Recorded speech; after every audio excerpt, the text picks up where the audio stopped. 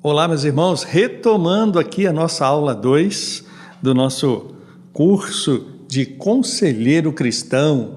Meus irmãos, nessa aula 2 eu queria deixar para vocês algumas características de pessoas que procuram conselheiro.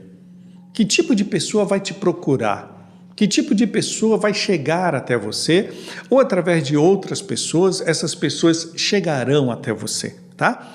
Então vamos lá. Primeiro tipo de pessoa que vai te procurar é o depressivo.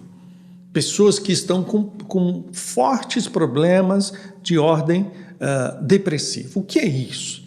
A ciência ainda não descobriu exatamente as principais causas da depressão. A gente sabe que é uma luta muito grande da ciência para descobrir e vencer doenças e tal.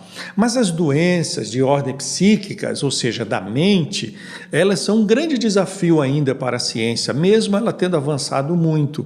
Se sabe que a depressão ela é causada por falta de algumas substâncias no nosso organismo, tá? Como a serotonina, noradrenalina e outras substâncias aí que nós temos no nosso corpo, que Deus colocou em nós. A pessoa depressiva, ela sofre porque falta essa substância na sua, vamos colocar assim, na sua corrente sanguínea, no seu sistema corporal, tá? Essa pessoa, você pode dar uma notícia assim, a mais maravilhosa, ela não consegue sentir alegria. Isso é muito associado a uma questão espiritual. Então a gente tem que tomar muito cuidado para que nós não espiritualizemos tudo, nem sei se existe essa palavra aqui, tá? Mas que a gente não leve tudo para o lado espiritual, tá bom? A gente sabe que as doenças ela têm fundo emocional e físico.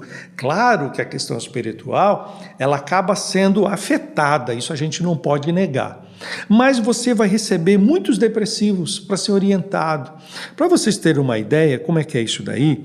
Segundo a última pesquisa, diz que 5,8% da população do Brasil sofre de algum tipo de depressão. Olha só. Tá? Isso dá em torno de 11 milhões e 500 mil pessoas no Brasil sofrem com algum distúrbio depressivo. O que é a depressão?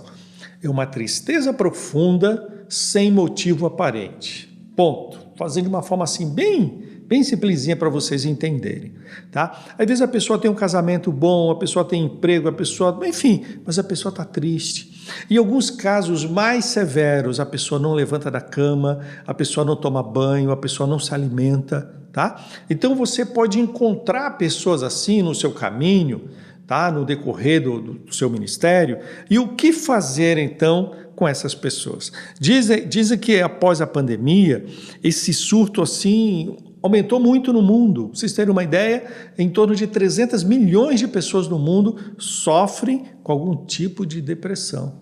E qual o papel do conselheiro nisso daí? Qual é o papel? Nós vamos ver mais para frente, tá?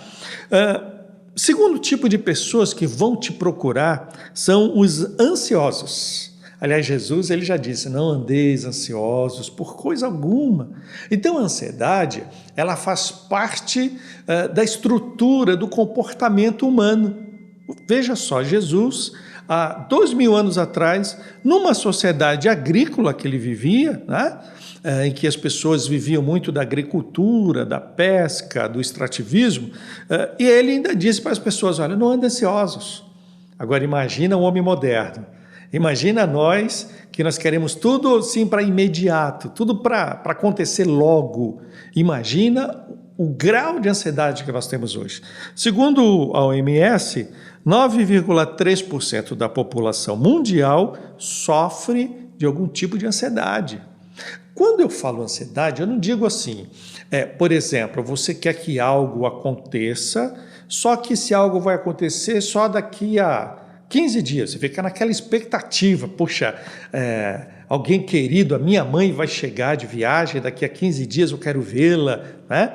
A minha esposa, um filho, a gente fica naquela expectativa. Não é esse tipo de ansiedade que eu estou dizendo. Estou me referindo a pessoas inquietas e que nada lhe dá satisfação. Ela sempre está querendo mais e sempre se cobrando muito e nada está bom e sempre está procurando uma alternativa para algum tipo de realização. Pessoas que estão sempre em busca de algo a mais. Isso é essa ansiedade que não é produtiva, que não é boa.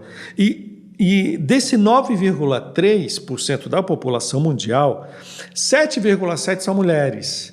Então, as mulheres, elas sofrem mais dessa questão da ansiedade. Então, logo, o conselheiro, ele vai o seu público vai ser, assim, a grande maioria de mulheres, tá? Como as mulheres têm sofrido em nossos dias? Essa liberação feminista, essa coisa toda tem feito com que a mulher assuma papel que muitas vezes não é dela, que ela não foi feita por Deus para aquilo. E ela tem que assumir liderança, ela tem que ter algumas responsabilidades que não são delas. Tá? E isso então está vindo esse efeito colateral que a gente chama de ansiedade. Muitos casos, infelizmente, serão tratados quase que exclusivamente com medicamento, tá? Sejam eles alopáticos, ou seja, o de laboratório, tá? Ou seja, os naturais, os homeopáticos. Então, o conselheiro cristão, ele não pode ter preconceito com medicamento, com remédio, ele pode ter esse preconceito. Ele tem que ser alguém que tenha um bom conhecimento e possa orientar aquela pessoa que está acamada, que está prostrada, seja por uma depressão intensa ou seja por algo muito repetitivo. Talvez você conheça alguém que há muitos anos não sai daquele quadro, não é? Aquele quadro de estagnação, aquele quadro de sempre triste, aquela pessoa que não progride, aquela pessoa que está sempre precisando de ajuda. De repente essa pessoa, você já orientou em oração, você já fez campanha, você já leu a Bíblia com ela, enfim, e aquela pessoa parece que não tem uma reação. É porque essa pessoa também precisa ser medicada. Então você como conselheiro, você pode ser essa ponte aí para que essa pessoa tenha esse acesso a um médico, a um profissional de saúde, em que ela possa ser medicada e aí com mais a tua orientação, oração, palavra de Deus, convívio com os irmãos, essa pessoa ela possa superar esse quadro depressivo, tá ok? Então, não tenha preconceito e nem se frustre, não tenha preconceito de orientar a pessoa a procurar um profissional da saúde e também não fique frustrado de você pensar assim, poxa, há tantos anos eu acompanho essa pessoa e parece que a pessoa não mudou o quadro dela. Não se frustre com isso, até porque não é o seu papel. Faça aquilo que lhe cabe fazer. Agora tem o papel da outra pessoa também de querer ouvir ou não sua orientação e assim por diante. Então, cuidado com frustração, senão isso desanima você nos seus objetivos, tá? Muitas vezes uma boa conversa, uma simpatia, um sorriso, você emprestar o seu ouvido a alguém para que ele possa estar desabafando, já é uma grande terapia e surte muitos bons efeitos. As pessoas estão muito carentes de serem ouvidas e isso vai ser fundamental no processo de cura. Romanos 12,15 diz assim, olha, alegrem-se com os que se alegram, chorem com os que choram.